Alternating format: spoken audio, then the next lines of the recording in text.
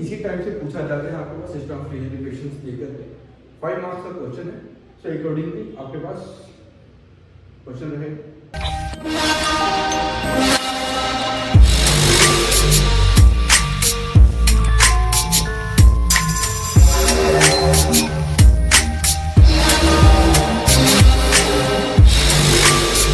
आज हम पढ़ेंगे क्लास 12 का topic system of linear equation. इसमें क्या है हमारे पास कि 3 इक्वेशंस आपके पास गिवन होंगी और with the help of determinant आपको वो सॉल्व करना है x y और z की वैल्यू फाइंड आउट करनी है जो भी आपके पास वेरिएबल होंगे। तो लेते हैं हम यहाँ पे मान लेते हैं एक 3 इक्वेशन मैंने लिया है इसमें। देखिए ये 3 इक्वेशन x - 4y - z = 11 और ऐसी 2 इक्वेशन सॉल्व होगी यहाँ पे। 3 इक्वेशंस हो गई आपके पास और इसमें हमें वैल्यू फाइंड आउट करनी है x y और z। तो सबसे पहले एक मैट्रिक्स बनाएंगे A एक मैट्रिक्स है जो इनके कोएफिशिएंट्स की मैट्रिक्स है। जो भी आपके पास वेरिएबल है उसके कोएफिशिएंट्स यहाँ पे 1 - 4 - 1 लिख लिया है। Now from the second equation 2 - 5 2 ये वैल्यूज लिखी हमने and same for the third equation -3 2 and 1 ये वैल्यू लिखी। जो वैल्यू हमें फाइंड आउट करनी है उसको कैपिटल X मैट्रिक्स से नोटेशन देंगे। जो भी वेरिएबल्स आपको फाइंड आउट करने हैं वो यहाँ लिखेंगे x y और z। फिलहाल इस इक्वेशन में 3 वेरिएबल है और जो ये राइट साइड की वैल्यूज है उसको हमने b एक मैट्रिक्स मान लिया 11 39 12। अब इसके बाद सबसे पहले हमें फाइंड आउट करना है डिटरमिनेंट a का। इस मैट्रिक्स का अगर डिटरमिनेंट फाइंड आउट करेंगे तो डिटरमिनेंट फाइंड आउट किया, फर्स्ट ये वैल्यू सेम रख के ये वैल्यू और ये वैल्यू कट करके ये रिमेनिंग वैल्यूज को यहाँ लिखा सेम। सेकंड के लिए सेकंड इक्वेशन को लिखते हुए सेकंड वैल्यू को लिखते हुए यहाँ एक्स्ट्रा माइनस लगेगा और फिर इसको और इसको लीव करेंगे। सो ये वैल्यू और ये वैल्यू एज इट इज लिख लिया हमने यहाँ पे and now from the third. और इसको जब सॉल्व करेंगे मान लो इसको इससे मल्टीप्लाई किया माइनस इसको इससे मल्टीप्लाई -5 * 1 -5 माइनस लगा के 2 * 2 4 एंड सिमिलरली बाकी को सॉल्व करेंगे। ये डिटरमिनेंट हमने फाइंड आउट किया 34। इसके आगे कैसे सॉल्व करेंगे हम? अब डिटरमिनेंट निकाल चुके हैं। अब हमें जो A मैट्रिक्स है उसका इनवर्स फाइंड आउट करना है और इनवर्स के लिए सबसे ज्यादा जरूरी है कोफैक्टर्स को फाइंड आउट करना। तो देखते हैं क्लास कोफैक्टर्स। देखिए कोफैक्टर कैसे फाइंड आउट करें। मान लीजिए पोजीशन है आपकी first row that means A11। So पहले कोफैक्टर को रिप्रेजेंट करना क्या है, ये वन पोजीशन में आपको फर्स्ट कॉलम और फर्स्ट रो को हटा देना है। जो वैल्यू बच जाएगी उसको एज लिखेंगे और इसको सॉल्व कर देंगे। देखिए इसको सॉल्व करेंगे तो ये 5 - 5 * 1 -5 माइनस इसको इससे मल्टीप्लाई करेंगे जब 2 * 2 4 ये सॉल्व किया तो -9। अब ऐसे ही first row and second column के लिए कोफैक्टर दैट मींस पोजीशन ये है। अब देखिए यहाँ पे 1 और 2 का जो सम है वो ऑर्डर है।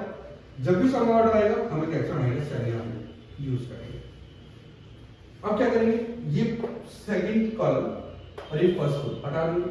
जो वैल्यू बची 2 - 3 2 - 3 एंड 2 एंड इसको लिख लो और सेम मल्टीप्लाई किया हमने इसको 2 * 1 2 -3 * 2 6 वो एक एक्स्ट्रा माइनस नीचे से मल्टीप्लाई करते हुए लगेगा तो वो इसको पॉजिटिव बनाएगा और एक एक्स्ट्रा माइनस साइन बाहर है तो वैल्यू देगी -3।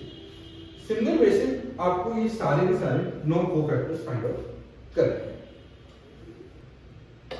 अब सारे कोफैक्टर्स जो हमने निकाले थे जो ऑनलाइन कोफैक्टर्स थे उसको यहाँ पे लिखेंगे एडजॉइंट के लिए। जो फर्स्ट कोफैक्टर था A11 वो यहाँ, A12 यहाँ, A13 देन 21 22 23 31 32 33 सारे कोफैक्टर्स को यहाँ लिखा और जो मैट्रिक्स बनी उसका फाइंड आउट कर लिया हम लोगों ने डिटरमिनेंट। अब देखिए डिटरमिनेंट में ट्रांसपोज उसका फाइंड आउट कर लिया हम लोगों ने ट्रांसपोज। अब देखिए ट्रांसपोज फाइंड आउट करने के लिए क्या करना है आपको कि जो ये फर्स्ट रो है ये फर्स्ट रो को चेंज कर देना है यहाँ पे फर्स्ट कॉलम में, सेकंड रो को चेंज करना है हमें सेकंड कॉलम में और थर्ड रो को चेंज करना है थर्ड कॉलम। तो यहाँ से हमारे पास जो ये मैट्रिक्स बन गया है this is called adjoint of it और इस एडजॉइंट को यूज करते हुए अब हम इनवर्स फाइंड आउट करेंगे। इनवर्स का फॉर्मूला हमारे पास A inverse = 1 upon determinant of A into adjoint. Determinant की वैल्यू हमने पीछे फाइंड आउट कर लिया था वो वैल्यू थी 34 और एडजॉइंट जो ये मैट्रिक्स है पूरी तो यहाँ पे लिख दिया। तो यहाँ से हमारे पास वैल्यू जो आई है वो है ए इनवर्स की value. A inverse find out करने के बाद अब देखिए जो स्टार्टिंग में हम लोगों ने ए एक्स और बी जो लेट किया था हमने, वहां से इक्वेशन आई थी आपके पास ये कि अगर हम a को x से मल्टीप्लाई करें तो b की वैल्यू आ रही थी, राइट हैंड साइड में b की वैल्यू। अब क्या करना है देखिए पास, अगर हम दोनों तरफ a इनवर्स से मल्टीप्लाई करें, प्री मल्टीप्लाई, ये तो मल्टीप्लिकेशन है वो प्री मल्टीप्लाई कर रहे हैं हम इसमें, ध्यान रखिए एक प्लस प्री मल्टीप्लाई है। देखिए अगर हम प्री मल्टीप्लाई करते हैं a इनवर्स से तो a इनवर्स इनटू a, ये तो आइडेंटिटी बन जाएगा, identity into x equal to a inverse b, validity लिख लिया। अब आइडेंटिटी को किसी मैट्रिक्स x से मल्टीप्लाई करेंगे तो मैट्रिक्स सेम ही रहेगी, तो x equal to a inverse b। That means जो भी हमें वेरिएबल फाइंड आउट करने हैं, जो कि हमने x माना था, उसके लिए क्या करना है, हमें a इनवर्स को b से मल्टीप्लाई करना है। तो बस ये था हमारे पास a इनवर्स, ये वैल्यू पूरी थी a इनवर्स की, और b की वैल्यू थी ये मैट्रिक्स, ये वैल्यू थी आपके पास b की, और ये वैल्यू जो थी वो थी a इनवर्स। तो a इनवर्स को b से मल्टीप्लाई करने के लिए लिखते हैं। अब सॉल्व करते हैं। -9 into 11 -99, 2 into 39 78, -13 into 130। मतलब फर्स्ट रो को ऐसे कॉलम वाइज मल्टीप्लाई। तो ये मल्टीप्लिकेशन कर दी। अब इसके बाद इसको सॉल्व करते हैं। इसको सॉल्व करते हैं तो ये वैल्यू कितनी आती है, -99 + 78 -13, दिस विल बी -34। इसको सॉल्व करते हैं, -88 -78 -4, दिस विल बी -170।